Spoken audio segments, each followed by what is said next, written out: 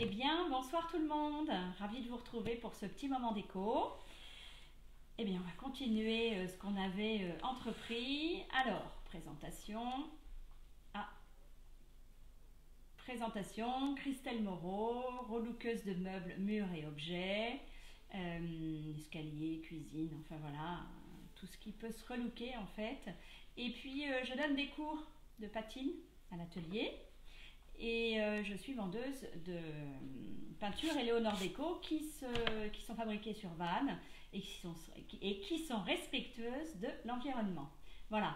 Et on peut vraiment relooker sans décaper. Comment relooker un meuble sans décaper? Et ça c'est vrai parce qu'on a une sous-couche d'accroche qui tient vraiment sur tous les supports. Est-ce que vous m'entendez bien? Est-ce que vous me voyez bien? Voilà, Théo est derrière la caméra et il va me lire vos questions, n'hésitez pas.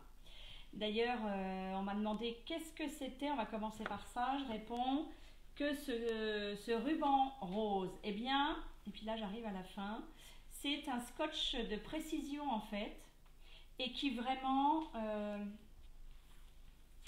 là j'en ai vraiment plus beaucoup, voilà, vous pouvez le tordre, il se remettra vraiment toujours droit, alors que le jaune qu'on utilise, mais ça je vous en ai parlé hier, mais il va vraiment se détendre et quand vous allez vouloir faire un bayadère, une ligne bien droite, vous allez avoir des choses un peu comme ça. Donc, notamment là j'en ai plus beaucoup et je vais vraiment le repositionner, c'est-à-dire que là, alors vous savez c'est ma petite planche en bois, je vais la mettre sur mon cadre et j'ai décidé de lui faire un décor torchon. Hein, donc là j'ai mis du gris clair derrière et puis j'ai pris l'antique rouge, il est splendide, c'est un rouge orangé, voilà, ça va changer du rouge passion, mais on est toujours un petit peu dans la couleur quand même un petit peu rouge. Et puis je vais faire un bayadère, voilà. Donc, je ne sais pas si vous voyez bien, voilà, j'ai mis mon scotch, bien comme il faut. Et puis, je vais simplement prendre la couleur antique. Oui, il y a une cliente aussi qui m'a demandé pour tout ce qui était vrillettes et choses comme ça. Parce qu'elle a des petits trous de mythes ou de vrillettes ou de petites bêtes qui font des petits trous dans le meuble. Alors oui, il existe le cure à bois, je vous l'ai présenté également. Donc ça, vous pouvez traiter votre meuble avant. Alors, je prends un tout petit peu de produit parce que j'en ai pas besoin pour beaucoup. Alors normalement, c'est pas normalement, c'est que nos couleurs sont en 2 couches. Donc là, il faudrait que je défasse mon scotch de précision. Mais je ne vais pas le faire, je vais attendre 10 minutes parce qu'en ce moment il fait chaud, elle va bien sécher. On est sur un objet, ce n'est pas important. Voilà, on ferait sur un meuble, effectivement, on attendrait les 6 heures qui sont préconisées pour le bon séchage. Donc voilà, je ne vais pas enlever mon scotch. En fait, quand on a du scotch comme ça, par rapport au bayadère, c'est quand on enduit trop le scotch et qu'on l'enlève.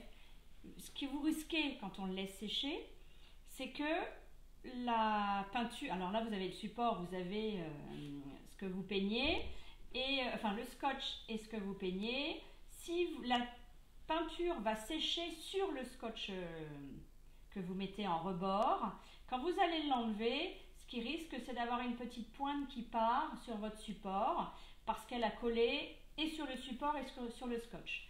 Donc c'est pour ça que normalement quand on peint, on l'enlève de suite. Là, je pense que ça ne va pas le faire du tout. Donc je vais pouvoir attendre que ma deuxième couche soit faite et sèche. Et ensuite, comme je n'en ai plus beaucoup et que j'attends ma commande, je vais me servir de ces 2 bandes de scotch pour faire tout mon tableau. Donc je vais en faire là et je vais en faire comme ceci.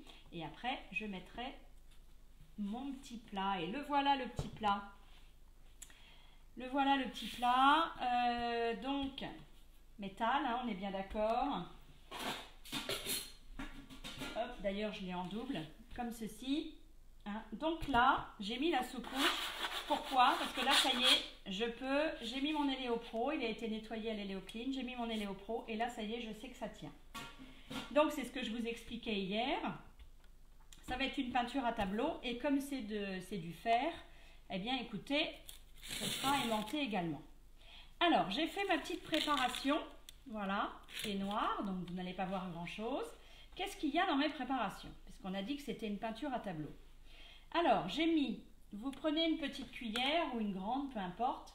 Ce qui est important, c'est d'avoir la même dose pour les 3 produits, à savoir 10 petites cuillères comme ceci de noir, parce que j'ai choisi que c'était du noir, mais comme je vous l'expliquais, vous pourriez très bien faire un tableau rose, vert, bleu, enfin tout ce dont vous avez envie. Donc 10 cuillères de satinelle qui est notre couleur, une cuillère de décomate et 1,5 de vitrificateur.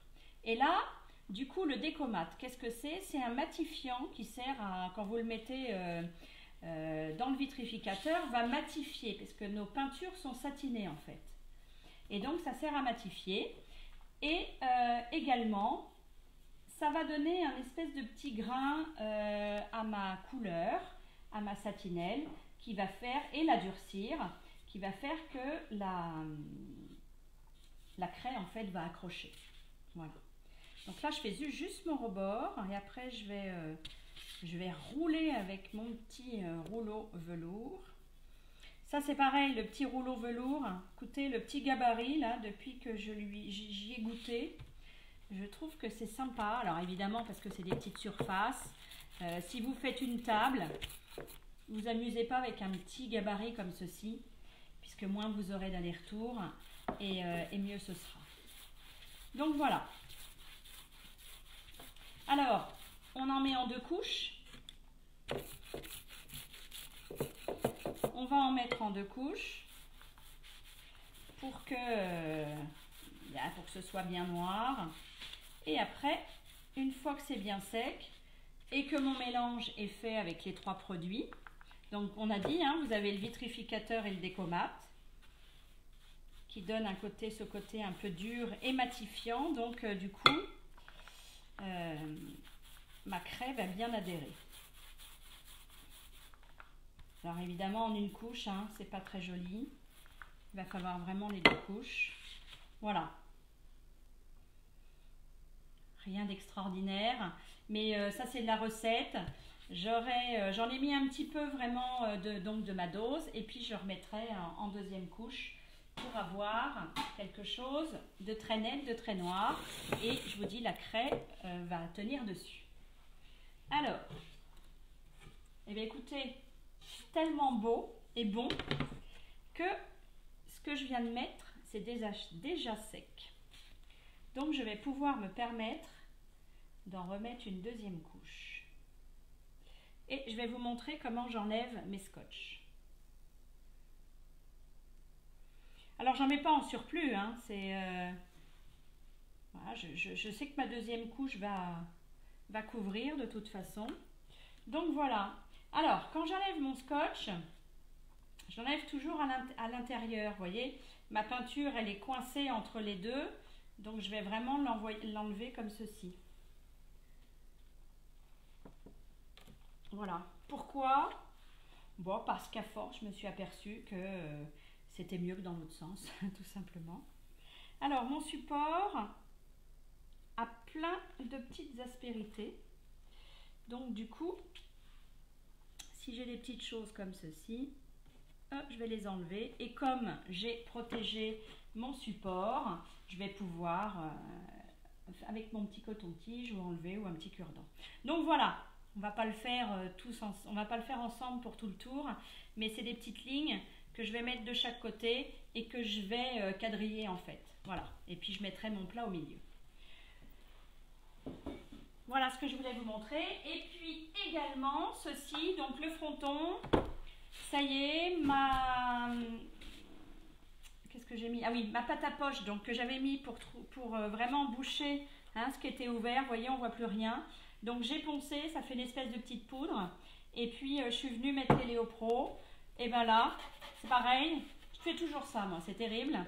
C'est pareil, je fais ma griffe de chat, c'est bon, ça tient. eh bien maintenant il n'y a plus qu'à songer cette nuit à la couleur. Oui, des questions Théo? Il est important d'enlever le scotch dès qu'on a mis la peinture? Alors oui, normalement quand on fait... Alors moi je ne le fais pas avec ce scotch là, j'attends vraiment ma deuxième couche. Mais pour tous les scotch que je prends, que j'ai toujours pris à côté, je sais que ça normalement ça tient sur le scotch. Alors est-ce que celui-là est enduit d'une façon particulière?